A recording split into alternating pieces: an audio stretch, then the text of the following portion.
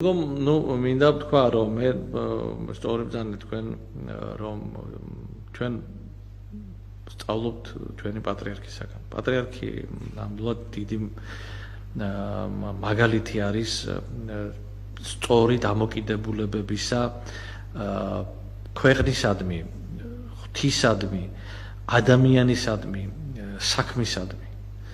და მინდა ვთქვა, რომ აი რაც თქვენ ახსენეთ, რომ რატომ მადლიერება არ აქვს ჩვენ პატრიარქის მიმართ. და ეს სამწუხარო არის. იმიტომ რომ სულიერ ცხოვრებაში უმადურება ერთ-ერთ დიდ ცოდვად და მძიმე, ძალიან მძიმე ცოდვად ითვლება.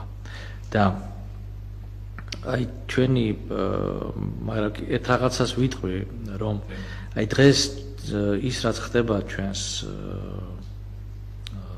საზოგადოების რაღაცა ნაწილში, მე ვფიქრობ, რომ არის შედეგი აღზრდის ნაკლებობისა. აი რა ხას ვუსვამ და მინდა განვასხვავო.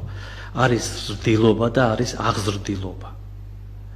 ზრდილობა კულტურულ ქცევასა და მეტყველებას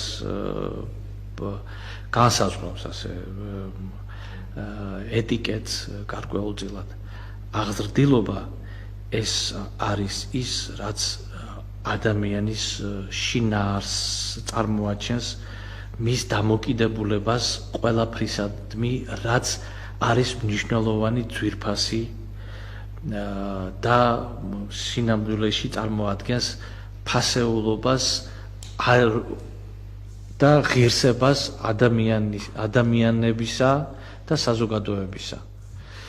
და მასთან დაკავშირებით, რაც ჩვენს ეპარქიაზე თქვენ ბრძანეთ, ნამდვილად მე მინდა ვთქვა, რომ